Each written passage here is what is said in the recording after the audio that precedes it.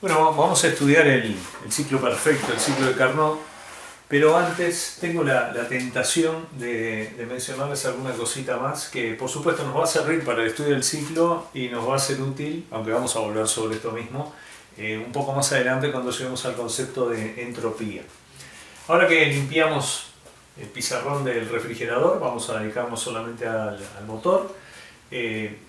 Lo que vamos a estudiar es válido para refrigeradores y para motores, pero vamos a estudiarlo para motores. La expresión de rendimiento, si tenemos en cuenta lo que está esquematizado acá, ustedes ven que está ingresando una cierta cantidad de calor, una parte de ese calor se transforma en trabajo y otra es cedida a la fuente que está a menor temperatura. O sea que podemos expresar el trabajo independientemente del tipo de ciclo. Si sabemos cuánto calor entró y cuánto calor salió, como la energía se conserva, debemos suponer que esa diferencia de energía entre el calor entrante y el calor saliente debe corresponder al trabajo realizado, si se trata de un motor. Bueno, pasando por alto las convenciones de signo, ya sabemos que el calor absorbido es positivo, el calor liberado es negativo y por convención el trabajo de expansión es negativo. Vamos a hacerlo de manera muy independiente de esas convenciones de signo, pero muy intuitiva también. Ingresa calor, Q2, ¿sí? Este es el calor que recibe el sistema de la fuente que está a alta temperatura, que recibe el motor. Y pierde un calor Q1, o sea, a la fuente que está a menor temperatura el sistema le cede calor con un valor Q1. La diferencia entre Q2 y Q1 me tiene que dar el trabajo. W.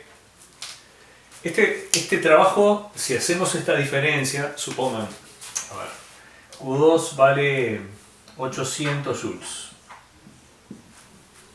Q1 vale 600 joules. ¿Sí? ¿Eso qué significa? Si ingresaron 800 joules en forma de calor y salieron 600 joules en forma de calor, el trabajo neto tiene que ser 200 joules. 800 menos 600. 200 joules. Y eso nos lleva a que esta expresión para el rendimiento la podamos expresar de otra manera. Por ejemplo, si en lugar de poner arriba, en el numerador, el trabajo total, porque no tenemos un cuadro con los valores del trabajo en cada etapa y no somos capaces de sumar las etapas el trabajo para cada etapa del ciclo, pero sí conozco cuánto calor ingresó y cuánto calor se disipó al exterior. En lugar de calcular el trabajo sumando trabajos, puedo poner la diferencia entre el calor entrante y el calor saliente. Q2 menos Q1. Esto equivale al trabajo. Ese es el trabajo realizado por el sistema. Por supuesto, en este caso me va a dar positivo y sabemos que es negativo, pero nosotros acá deliberadamente, para que nos diera positivo, le pusimos las barras de valor absoluto. Así que nos va a quedar rendimiento con el signo con el que finalmente lo expresamos. Dividido el calor absorbido, y el calor absorbido es el que representamos como Q2. O sea que Q2 menos Q1 sobre Q2 es el rendimiento del motor también, que por supuesto lo podemos expresar como rendimiento porcentual si lo multiplicamos por 100. ¿Ah? O sea, por los dos caminos podemos llegar a calcular el rendimiento. Pero este camino es muy fructífero porque vincula directamente el rendimiento del motor con el calor que recibió y con el calor que disipó. Fíjense, ¿cuál era el desvelo de nuestros técnicos del siglo XIX? Lograr mejorar el rendimiento de las máquinas térmicas. ¿Cuál era el ideal? Obtener una máquina térmica que tuviera un rendimiento del 100%. Y para que el rendimiento fuera del 100%, habría que lograr aumentar el trabajo, y para aumentar el trabajo tendríamos que disminuir la cantidad de calor cedido a la fuente que está a menor temperatura. De tal manera que, si es posible, si fuera posible, todo el calor recibido por el sistema se transformará en trabajo. Entonces esa es una pregunta muy legítima en ese momento. A ver, ¿puedo lograr que todo el calor que recibe el sistema sea transformado íntegramente en trabajo? Porque eso no viola la ley de la conservación de la energía, ¿no? En principio, un joule vale lo mismo energía mecánica o energía calórica. Entonces, la pregunta era totalmente legítima. ¿Puedo convertir todo el calor en trabajo en un motor? Y bueno, evidentemente hacer lo más grande posible el numerador para un denominador fijo, que es el calor que se recibe de una fuente a alta temperatura, llevaba a que el rendimiento aumentara. ¿Cuánto se podía aumentar? Esas fueron preguntas que se plantearon, entre otros a Carnot, y llegó a la conclusión nada auspiciosa de que en realidad había que renunciar a que el rendimiento de una máquina térmica fuera jamás del 100%. Y la historia nos muestra que los rendimientos de las máquinas térmicas son muy pequeños, ¿no? Muy por debajo del 50% siempre. Así que lo que vamos a ver ahora es qué tiene de particular ese ciclo que se conoce como el ciclo perfecto, que hace que, pese a que no se puede alcanzar el rendimiento del 100%, hay una máquina ideal que podría tener el rendimiento más alto posible, nunca del 100%, pero el más alto posible, para un motor o un refrigerador, o sea, para una máquina térmica cualquiera. El máximo rendimiento teórico posible. De eso nos vamos a ocupar ahora.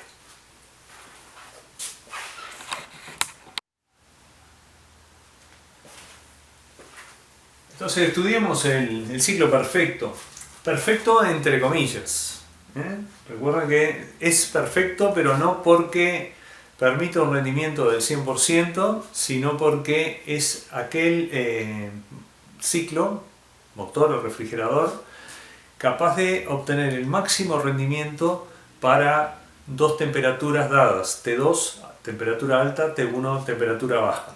El rendimiento máximo, pero nunca va a ser un rendimiento del 100%. Va a ser el máximo al que se podría aspirar con una máquina térmica si el rendimiento fuera igual al de esta máquina térmica teórica, pero nunca va a ser rendimiento del 100%. O sea, perfecto, tómenlo siempre entre comillas, porque es muy común que quede en la cabeza de que perfección sería 100% de rendimiento, por lo tanto el ciclo de Carnot tiene un 100% de rendimiento, y eso está equivocado, dramáticamente equivocado. O sea, nunca es así.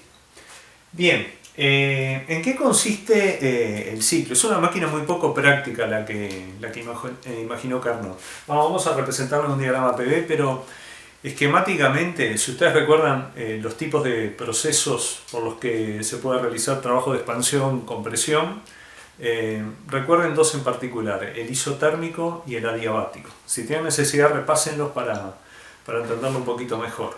Pero si recuerdan, vamos a tratar de resumirlo rápidamente, en el trabajo isotérmico, en la expansión isotérmica por ejemplo, la temperatura no cambia, el sistema recorre en un diagrama PV una isoterma, o sea, la temperatura permanece constante, por lo tanto la trayectoria es isotérmica, siempre que sea cuasiestático, ¿no? Isotérmico y cuasiestático. Suaves los cambios, no escaleritas, sino una línea curva suave, rama de hipérbola equilátera que corresponde a una isoterma. Bien, trabajo isotérmico, todo el calor que recibe el sistema se transforma en trabajo. Entonces Carnot razonó, suponemos que razonó de esta manera, en parte sí porque lo escribió, lo sabemos, si logro que todo el calor que recibe el sistema se transforma en trabajo, ahí ya estoy teniendo una etapa de un altísimo rendimiento, o sea, no estoy perdiendo nada de calor. El sistema no se queda con nada del calor que recibió, o sea, su energía interna no cambia, delta U vale 0. Y el calor que recibe, Q positivo, se transforma en trabajo que realiza W negativo, todo, íntegramente. Bueno, la primera etapa del ciclo de Carnot sería una expansión isotérmica. Ahora bien, tiene que formarse un ciclo que tenga una determinada área, porque recuerdan que el área que queda dentro del ciclo es la que corresponde al trabajo neto del sistema. Tenía que lograr una determinada área. Entonces, ese sistema que estaba trabajando a temperatura constante tiene que lograr que se siga expandiendo, pero que disminuya su temperatura. Y ahí lo que elige es un sistema adiabático. o sea, una expansión adiabática, tendría que sacar al gas, ¿no? al cilindro con el gas del aislamiento del termostato a una temperatura T2 y colocarlo en un aislamiento térmico y dejarlo que se siguiera expandiendo, o sea, quitándole pesitas como vimos en el ejemplo anterior. Pero ahora sin darle calor, ahora estaría realizando trabajo pero gastando su propia energía interna y en el proceso se estaría enfriando. Pero después empieza el camino de vuelta, tenemos que cerrar el ciclo, ya se expandió una vez isotérmicamente, se expandió una vez adiabáticamente y ahora cómo volvemos. Y bueno, la manera más eficiente, la que requeriría menos trabajo de compresión, es una compresión isotérmica, que lo llevaría a una temperatura baja y a un volumen menor. Pero tengo que cerrar el ciclo. ¿Cómo hago para que suba la temperatura? Lo aíslo de nuevo térmicamente y tengo otra compresión que es la adiabática. Así que esa, en principio, es bastante intuitiva la idea de que eso debe tener un rendimiento muy alto, porque en definitiva le estamos dando calor una sola vez, ¿sí?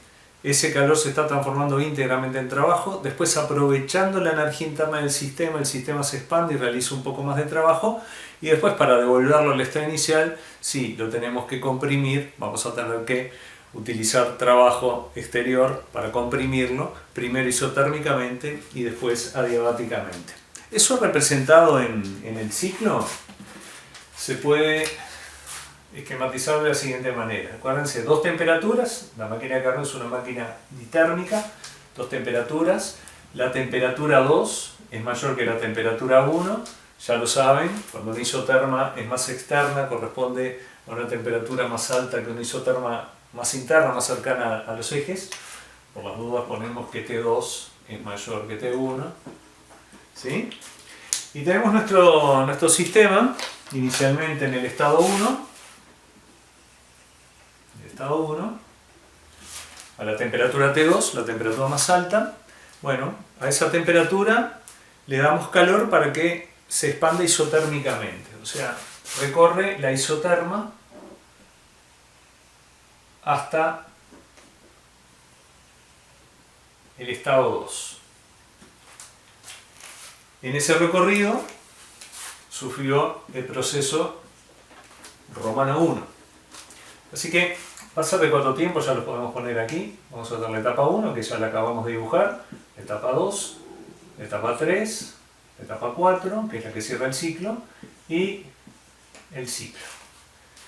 El proceso, vamos a ponerle nombre para recordarlo y para practicar, ya que estamos, y vamos a poner los signos de trabajo, calor, solo los signos, y variación de energía interna del Tau.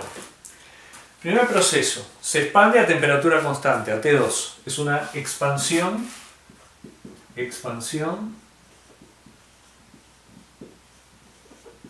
isotérmica.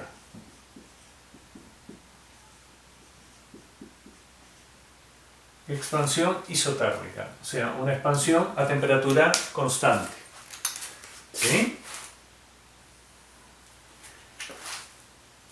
Lo dejamos expandirse en un termostato a T2, o sea, recibiendo calor a temperatura constante de una fuente térmica de una gran capacidad calorífica que no varíe su temperatura y hace que el sistema también conserve su temperatura. Lo sacamos de ahí y lo aislamos y le seguimos reduciendo la presión externa porque la expansión ocurrió por una disminución de la presión externa. Se expande ahora pero en un sistema aislado, o sea que la expansión ahora va a tener un costo en la energía interna. Expansión ya no va a ser isotérmica, va a ser adiabática.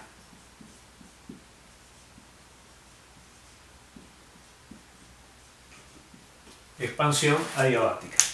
¿Cómo dibujamos la adiabática? Bueno, el sistema adiabática, acuérdense que siempre son cuasiestáticos, siempre son procesos lentos, reversibles. Expansión adiabática, curvita, no una recta, que no parezca que esto es una recta, porque si no, no sería una adiabática.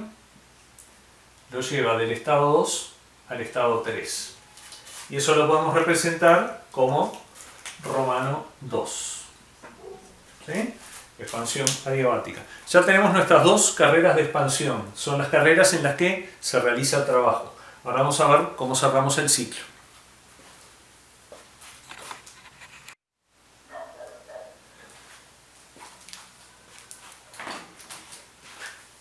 Bueno, terminada la etapa 2, el sistema dio todo el trabajo que podía dar. Ya no puede dar más trabajo. Dio trabajo en la expansión de la etapa 1, trabajo isotérmico, y trabajo en la expansión de la etapa 2. Quiere decir que ahí tenemos el mayor trabajo obtenible por parte del sistema hasta ese momento. Pero, ¿qué pasa? Una máquina térmica funciona cíclicamente. Así que tenemos que devolver al sistema al estado inicial. Bueno, la propuesta de Carnot es que a continuación, después de haber llegado al punto 3 del ciclo, comience la compresión. O sea, después de la última expansión, comienza la compresión. Y es una compresión en espejo con la etapa 1. Es una compresión isotérmica. O sea, imagínense que al sistema lo sacamos del aislamiento térmico en el que lo pusimos para que cumpliera la expansión adiabática, la etapa 2, y en condiciones isotérmicas lo colocamos en un termostato que está a la temperatura 1, que es la temperatura baja, la temperatura que alcanzó después de expandirse adiabáticamente. Lo colocamos en ese termostato y empezamos a comprimirlo, ¿sí? O sea, empezamos a disminuir de nuevo el volumen de ese gas que se expandió en las etapas 1 y 2. Y ahí tendríamos como etapa 3 del ciclo. Es una etapa que también es isotérmica, pero ahora a diferencia de la etapa 1, que es una expansión, porque aumenta el volumen, en la etapa 3 disminuye el volumen, tenemos una compresión isotérmica. Compresión isotérmica.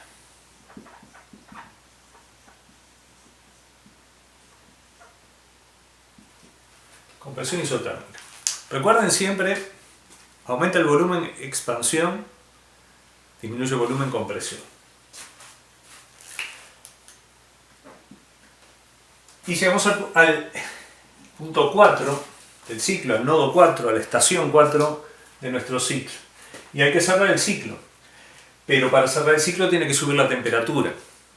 Bueno, la manera más eficiente para esta máquina térmica de subir la temperatura es hacerlo adiabáticamente, o sea, sacar de nuevo nuestro sistema. Ahí ven las dificultades prácticas, ¿no? Estamos colocando el sistema en un termostato, aislando térmicamente, ¿no? Lo aislamos térmicamente. Después que lo aislamos térmicamente, lo volvemos a colocar en un termostato a otra temperatura más baja. Y ahora lo tenemos de nuevo que aislar térmicamente para comprimirlo, ¿verdad?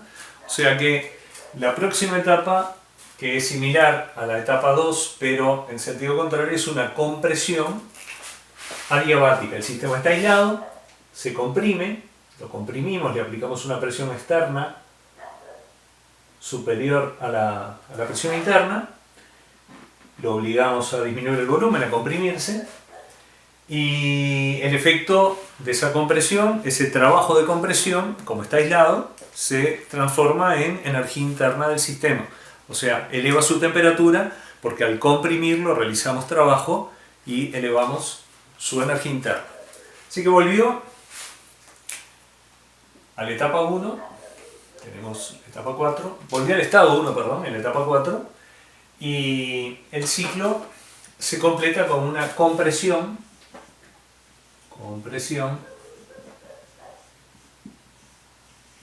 adiabática.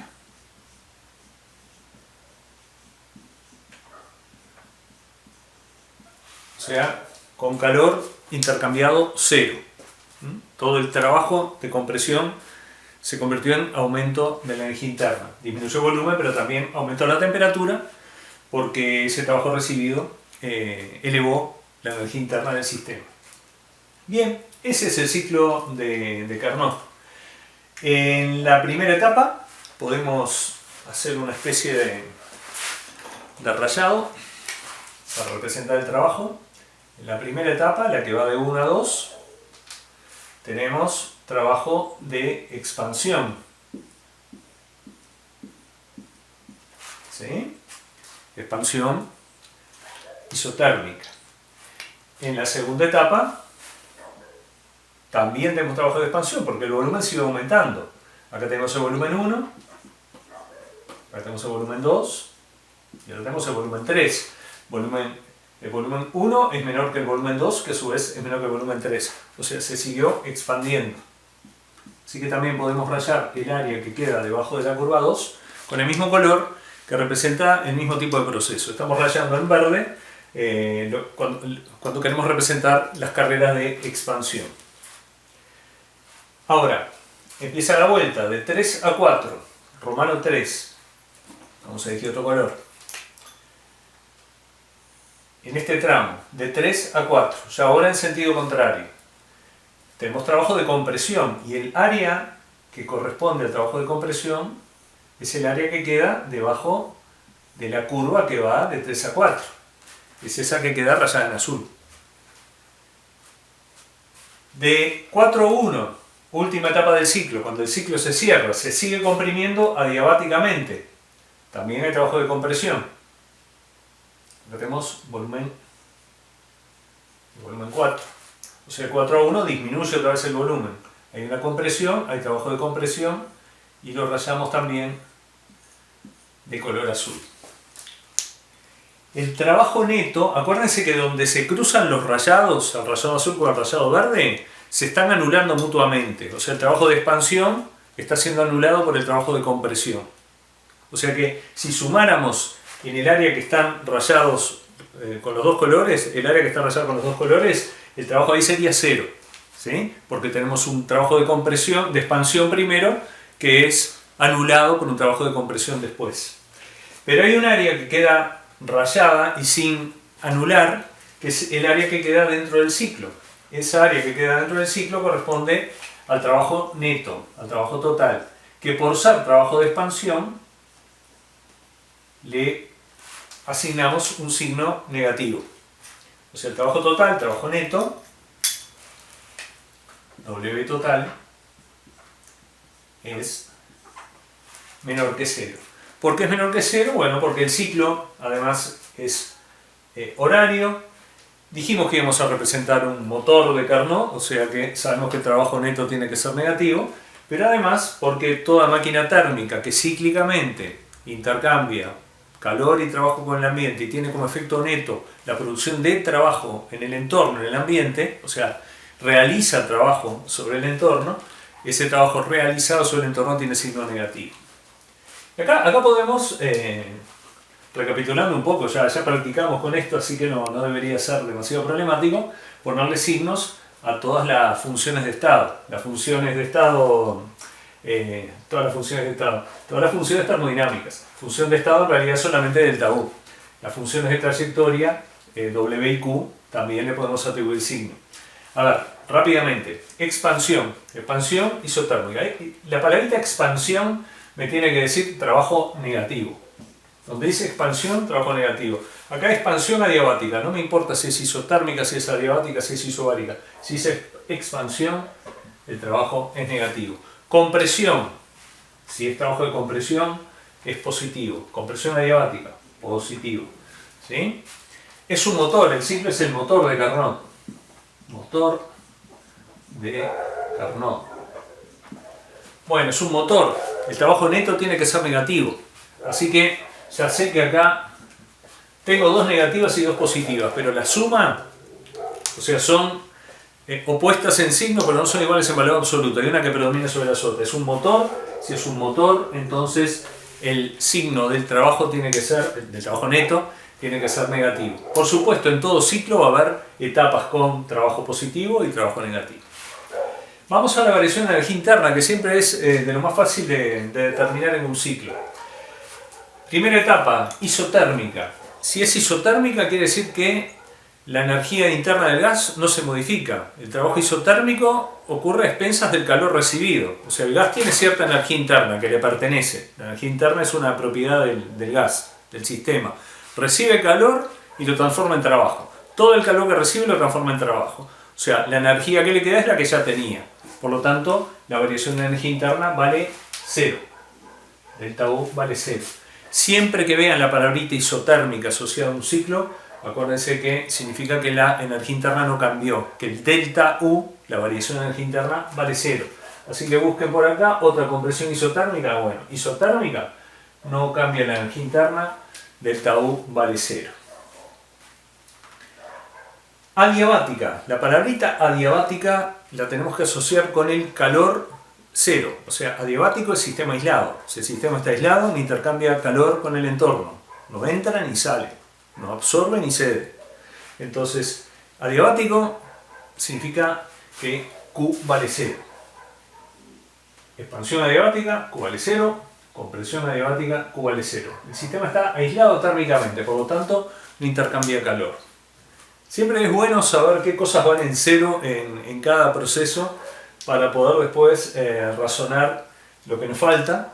En caso de que no nos acordemos, recordar siempre el primer principio de la termodinámica, que siempre es muy útil a la hora de verificar si nuestro razonamiento sobre los signos es correcto. Delta U, variación de energía interna, es igual a Q más W. Variación de energía interna es igual al calor intercambiado más el trabajo intercambiado. Bien, es un ciclo. Todos los ciclos llevan del estado inicial al mismo estado inicial. O sea, yo puedo empezar un ciclo por cualquiera de los nodos, por el 1, por el 2, por el 3, pero cuando se completa el ciclo volví al estado del que había partido.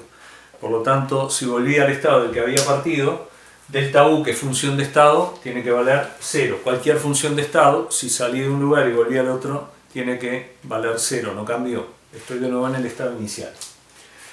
Y vamos a completar un poco con el calor que nos falta, o con la energía interna en el caso que nos falte. A ver, expansión isotérmica. El sistema realizó trabajo. Delta U vale 0. Delta U vale 0. El sistema realizó trabajo, el trabajo es negativo. Por lo tanto, si el trabajo es negativo y delta U vale 0, Q tiene que ser positivo e igual en valor absoluto. ¿Sí? Así que Q tiene que ser positivo. Es coherente con lo que dijimos, ¿no? Todo el calor que recibió, positivo, calor recibido positivo, lo transformó en trabajo. W realizado es negativo. Q positivo, W negativo. ¿Ah? Eso para la etapa 1. Expansión adiabática. Q, si es adiabática, vale 0, porque adiabático significa que el sistema está aislado. Q vale 0. Y es una expansión. W es negativo. Bueno, 0 más algo negativo me va a dar negativo, por lo tanto delta U tiene que ser negativo. ¿De acuerdo? Y bueno, razonémoslo, porque lo podemos ver así, matemáticamente, diríamos, usando el primer principio como una ecuación para determinar el signo, pero también lo podemos razonar diciendo que en la expansión adiabática el calor no pudo fluir hacia el sistema realizó trabajo y por lo tanto al realizar trabajo perdió su propia energía interna, parte de ella, ¿no? Si pierde parte de su energía interna final va a ser menor que la inicial, por lo tanto el delta va a ser negativo, delta U negativo. Tercero, ahora ya son muy parecidas, solo que tienen los signos cambiados, ¿no? Compresión isotérmica. La palabra isotérmica, recuerdan que lo asociamos con una variación de energía interna 0. Y es una compresión, el trabajo es positivo. Por lo tanto, para que la suma de Q más W me dé 0, Q tiene que ser igual en valor absoluto, pero opuesto al trabajo.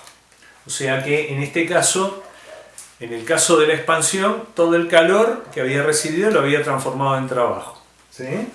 Ahora en la compresión isotérmica, nosotros comprimimos el gas. Al comprimirlo le aumentaríamos la energía interna, pero no lo dejamos porque él, en vez de aumentar su energía interna, tira ese exceso de energía hacia el exterior en forma de calor. Entonces el calor queda con signo negativo y el trabajo que nosotros le dimos queda con signo positivo. Finalmente, etapa 4,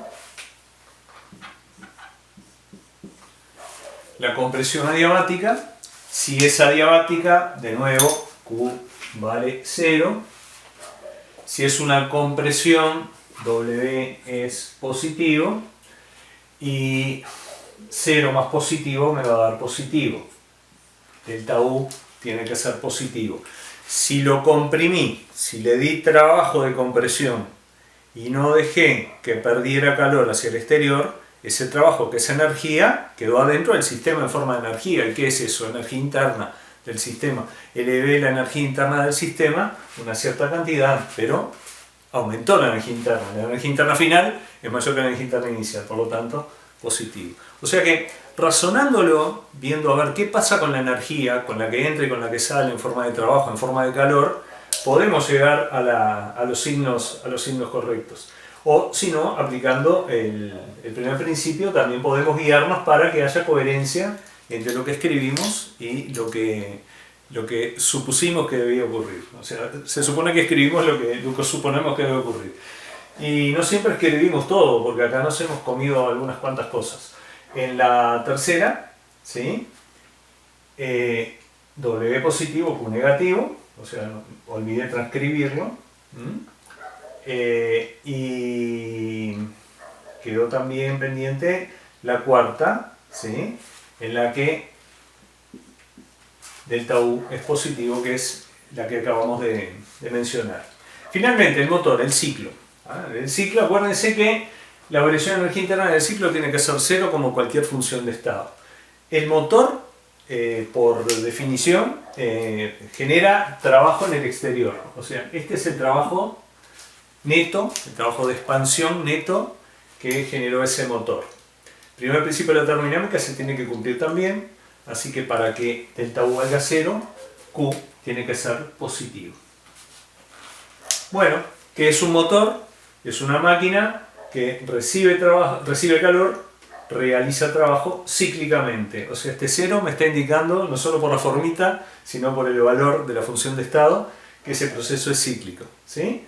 El sistema cíclicamente recibió calor y realizó trabajo. Eso es lo que llamamos un motor térmico. Bueno, este es un motor térmico como cualquier otro en lo que tiene que ver con la esencia de los motores térmicos. Pero es un motor térmico muy especial, porque ya dijimos que esta máquina térmica es aquella que tiene el mayor rendimiento posible desde el punto de vista teórico. Entonces vamos a hablar un poquito de cuál es el particular rendimiento de la máquina de Carnot.